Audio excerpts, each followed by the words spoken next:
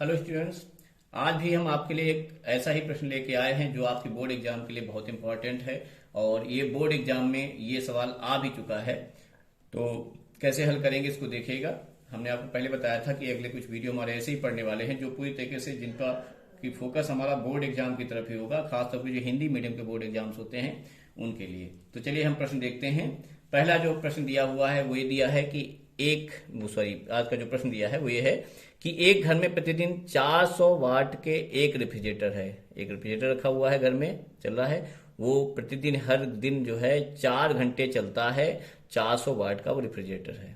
ठीक है, ध्यान रखिएगा, एक ही है, एक रेफ्रिजरेटर है, 400 वाट उसका जो है वाटेज दिया हुआ है, 4 घंटे चलता है। 80 वाट के दो पंखे हैं। पंखे कितने हैं? 80 वाट के हैं, दो हैं। ध्यान रखिएगा, 80-80 वाट के दो हैं। ठीक, 12 घंटे तक डेली चल रहे हैं पंखे वो। ठीक, दोनों 12-12 घंटे तक। 100 वाट के 8 बल्ब लगे हुए हैं, वो भी 5 घंटे डेली चल रहे हैं। इतने दिन इनका यूज होता है, इतना पर डे के हिसाब से इनका यूज लिखा हुआ है। और कह रहा है कि घर में जून के महीने में, जून के महीने का मतलब क्या हो गया, दिन कितने हो गए? 30 डेज। जून के महीने में कितने दिन होते हैं? 30 दिन। महीनों के दिन, महीने याद करने का आप तरीका देख लीजिए। इसको जो है याद कर लीजिए, आपके फिंगर्स हैं ये, इसको याद कर लीजिए। जनवरी, फरवरी, मार्च, अप्रैल, मई, जून, जुलाई, अगस्त, सितंबर, अक्टूबर, नवंबर, दिसंबर। जो उभरा हुआ हिस्सा जब हमारी उंगली पे आ रहा है तो समझ लीजिए 31 दिन है। नीचे वाले पे उंगली जा रही है, समझ लीजिए 30 दिन का है। और फरवरी को तो हमको मालूम है 28-29 दिन की है, तो उसको थोड़ा सा स्पेशल अलग ध्यान रखिएगा। तो ये 31, जनवरी 31, फरवरी 28-29 की तो है, उसको स्पेशली याद रखिए। फिर मार्च फिर 31, अप्रैल 30, मई फिर 31, जून फिर से आपका जो है 30, फिर ऊपर उभरा हिस्सा आ गया 31, यानी जुलाई। और अगस्त फिर 31 का है।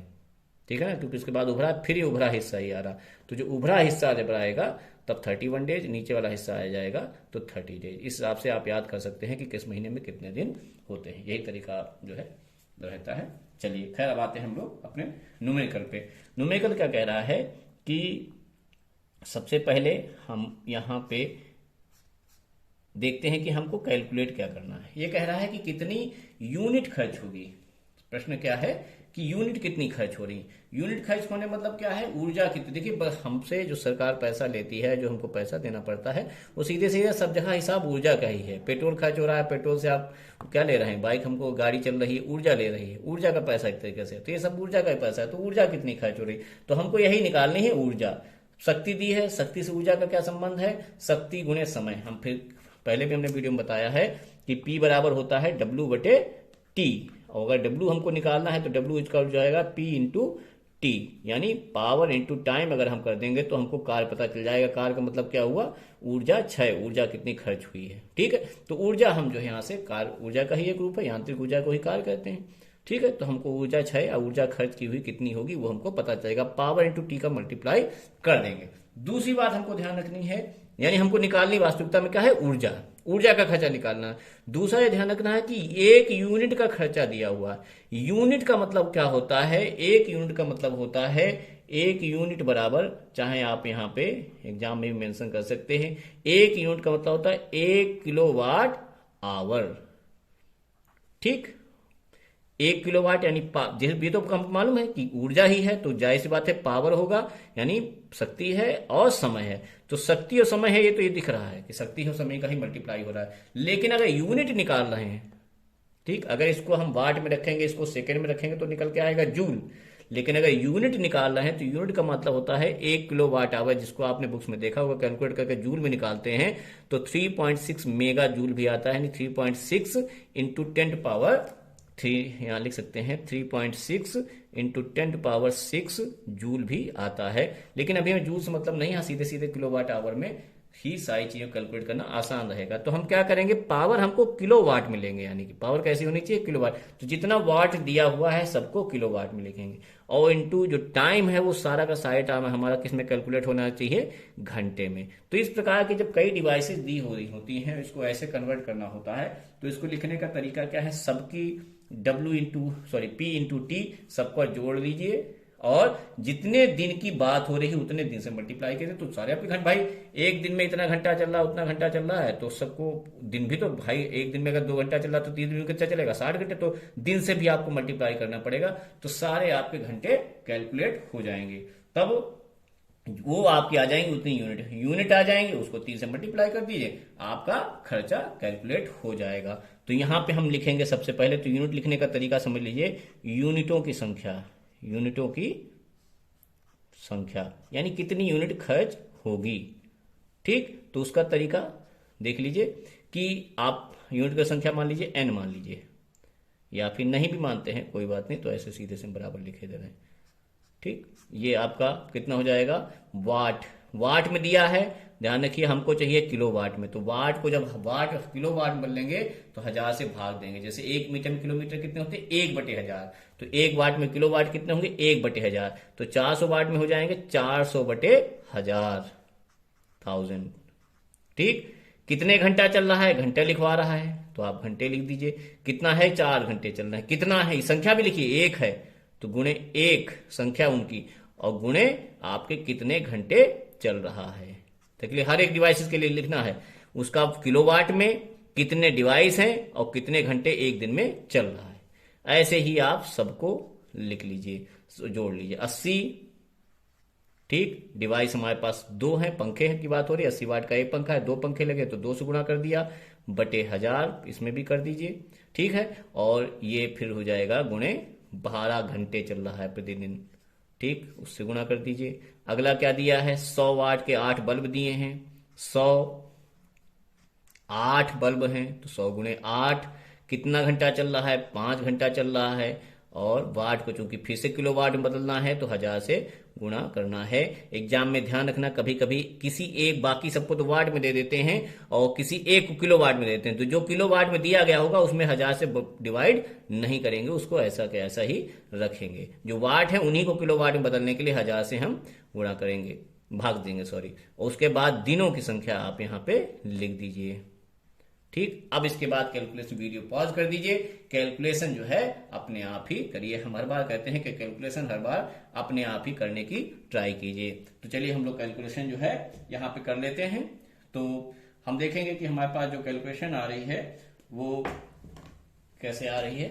इसको हम पाम टैब पे जो है चेक करेंगे कि हम देख रहे हैं कि हमारे पास क्या वैल्यू आई थी कि 400, ठीक है, गुणे कह सकते हैं 4 एकम 4 हो गया, ठीक है, बटे 1000, और फिर हम कह रहे हैं कैलकुलेशन देखिए अपने आप ही करिए, कैलकुलेशन पूरा तरीका अपने आप ही अपनाइए, आप जैसे भी करते हैं। यहाँ पे हम केवल हेल्प के लिए उन बच्चों के लिए कैलकुलेशन कर देते हैं जिनका कैलकुलेशन बहुत कमजोर है, मैथ बहुत ही वीक है, वो बच्चे जो है निराश ना हो, उनके लिए हमने जो है यहाँ पे कैलकुलेशन की सुविधा दे रखी है, अलग से कैलकुलेट करते हैं। और उसके बाद हो गया आपका प्लस ये 100 गुणे 8 पंजे 40 हो जाएगा, कह सकते हैं 8 पंजे 40 और 100, तो 40 गुणे 100 बटे 1000 और गुणे 30। अब कैलकुलेशन करिए अपने आप, हम भी साथ में कर रहे हैं, और वीडियो को पॉज कर दीजिए, कैलकुलेशन फाइनल देखिएगा कितना आ रहा है। तो यहाँ पे देखेंगे, अगर हम देखें सब जगह पे एक एक जीरो कट रहा है, तो सब इजी कैलकुलेशन का तरीका ये होता है कि डिनोमीटर अगर है तो सबका डिनोमीटर एक जैसा बना रहे, तो ऊपर नीचे सब में एक एक जीरो मिल रहा है, तो ये कैंसिल हो गया। यहाँ पे अगर देखें दूसरा जीरो तो मिल जाए, लेकिन इसमें दूसरा जीरो नहीं मिला तो ना काटना ही सही रहेगा। एक जीरो देखिए 30 सबके साथ लगा हुआ, तो एक जीरो आप कह सकते हैं बाद में, या फिर एलसीएम ले सकते हैं कि आप कह सकते हो कि 100 जो है सबका एलसीएम हो गया, ठीक है ना। डिनोमीटर एक जैसा रखेंगे, हर अगर एक जैसा आएगा तो आपको सीधे सीधे अंश जोड़ या घटा देना है जो भी दिया है उनके बीच में साइन। तो 40 चक्कू हो गया 160, ठीक है। कैलकुलेशन चेक करिएगा, कैलकुलेशन जो है जल्दबाजी में गड़बड़ भी हो सकती है, हमारे साथ अपना भी चेक कर दिएगा कि सही आ रहा कि नहीं आ रहा। प्लस ये हो गया 40 चक्कू 160 हो गया, ये हो गया आपका 8 दूनी 16 और 12 का जो है 8 दूनी 16 12, तो 16 और 12 के जब गुणा करेंगे तो हमारे पास आ जाएगा ये 192। देखिए 16 दूनी 32 के 2 वहाँ से लगा 3, 16 एकम 16 और 3 19, ठीक है। और यहाँ पे ये 4 गुणे 100 हो जाएगा, तो ये हो जाएगा 400, कितना हो जाएगा 400 हो जाएगा, और ये गुणे 30 दिया हुआ है, इस जीरो के साथ एक जीरो और कैंसिल कर सकते हैं, तो आपका ये कैलकुलेशन लीजिए और हो जाएगा। तो हम इसको ले सकते हैं, देखिए सबको जोड़ लीजिए तो हो जाएगा 0 2 2, ठीक है। और उसके बाद ये 16 19 हो गया 35 35 हो गया और 40 हो गया 75 हो गया। ठीक है, 752/10 और गुणे 30 हमारे पास ये वैल्यू प्राप्त हो गई। ठीक है, आप इतना यूनिट डायरेक्टली देख सकते हैं, बाद की जो है कैलकुलेट हम बाद में करते रह सकते हैं। तो हम देखते हैं कि हमारे पास जो कैलकुलेट होके जो डाटा आ रहा है वो कितना आ रहा है, 752/10 गुणे 3। इसको आप और कैलकुलेट कर सकते हैं, तो ये हमको मिल जाएगा 3 दूनी 6 और 3 पंजे 15, 3 सत्ते 21 22/10 और इसको हम लिख सकते हैं 225.6, 10 से जब भाग दिया इतना किलोवाट आवर। ठीक ठीक है ना, इतना आ गया, यानी इतनी बिजली खर्च हो रही है 30 दिन में। अब कह रहा है खर्चा, वो कह रहा है खर्चा हमारे इतना बिजली खर्च हो गई, खर्चे का हिसाब बता रहा है कि 3 रुपए के हिसाब से आप इसका रेट निकालिए, एक यूनिट हो गया। तो यहां लिखेंगे हमारे पास कुल दर मूल्य, तो दर मूल्य जो है लागत या मूल्य कुछ भी कह सकते हैं, या खर्च। ठीक है, तो खर्च जो हमारे पास क्या हो जाएगा, ₹3 गुणे यूनिटों की संख्या। ठीक है, यूनिटों की संख्या, तो यूनिटों की संख्या यहां पर लिखे है तो इसको किलोवाट आवर लिखने की जरूरत नहीं है, सीधे इतना ही लिखिए, यूनिटों की संख्या। ठीक, यूनिट का मतलब ही किलोवाट आवर होता है।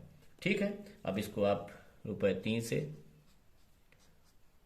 गुणे आपका 225 गुणे 6 और ये हो गया 3 × 18 और 3 × 5 = 15, 25 × 75 और 1 76 हो जाएगा, तो 6 हो जाएगा 676 और चूंकि पैसे है तो कायदे में यहाँ पे जो है 2 जीरो होने चाहिए, कि 100 पैसे होते हैं तो डबल पॉइंट तक आना चाहिए। सारी चीज़ यहाँ पे 11th में आगे चल के सीखेंगे। तो आंसर हमारे पास इतना मिल रहा है और हम देखते हैं कि यही आंसर जो है कैलकुलेटेड दिए भी हुआ है, इसीलिए हमने सारी जगह आंसर पहले से लिख दिए हैं कि आपको अगर ऐसा लगता है कि न्यूमेरिकल आप अपने आप लगा सकते हैं तो सीधे आंसर के साथ आप फाइनली भी चेक कर सकते हैं। इसलिए हमने कोशिश यही की है सारे न्यूमेरिकल्स में आंसर पहले से लिख दें। ठीक है, आज के लिए वीडियो इतना ही। That's all for today.